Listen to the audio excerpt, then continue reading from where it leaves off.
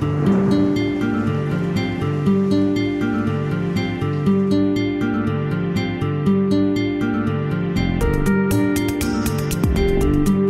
I'm Bishop Greg Rickel. I'm here at Church of the Ascension in Seattle, where this wonderful group is with me today especially, has taken up the sacred conversations about racism and racial reconciliation. And maybe we'll start with Marilyn, because Marilyn really was the inspiration. She pushed me a little bit on the book, The New Jim Crow, which was a book I added into this conversation once we got the first book out. A colleague of mine, the Rev Dr Phyllis Beaumonte from Mount Zion Baptist Church, and in our board meeting, she said something about the pipeline from schools, high schools, into jails. And I said, what is she talking about? And I realized that I was pretty clueless. And what about some of the rest of you? I grew up in the South. And I can tell. And I grew up in the old Jim Crow era in the 40s and 50s. So I remember the signs, the color, the white, etc. And when I heard the new Jim Crow, I had no idea what they were talking about. The whole idea of mass incarceration. Yeah. I could not believe, and I still can't believe. So I think it's a starting point for a good conversation. Reading this book and then watching the news about Ferguson. And a woman who has been, she's trying to go to the Navy, and she's been accepted to the Navy, but she can't go because she was pulled over by the police in Ferguson for a cracked windshield. And that cycle that Michelle Alexander talks about, she got caught up in that cycle. It's a more insidious thing we're pointing to now. You know, the old Jim Crow was so obvious, I think, in many ways, or, you know, once it was pointed out, and it was hard to argue with. I did get some blowback from a parishioner who said that if people just obeyed the laws and did what they were supposed to do, then they wouldn't have any problems. Right. And I think that's a very comforting way to look at it, and it does allow you to sit back and think, you know, I'm law-abiding, everybody's law-abiding, and be fine. It's not fine. Right. Just like the woman who wrote the book said, I believed all that stuff about, well, you know, they're not educated, they don't have employment, and so they're creating all these crimes, and that's why there's such a high rate of being incarcerated for African American men. Well, that's baloney. I mean, we would never even know that about what's been going on in the Ferguson Police Department if that young man hadn't have died.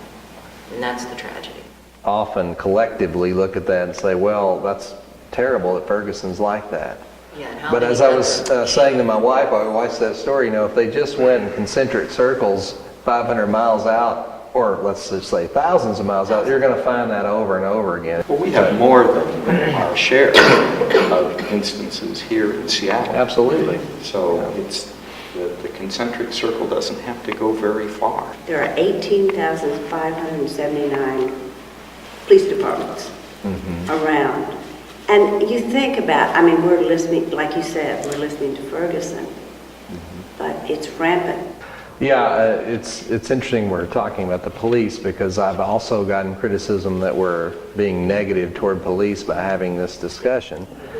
If anything, I think we're having this discussion in order to make it better.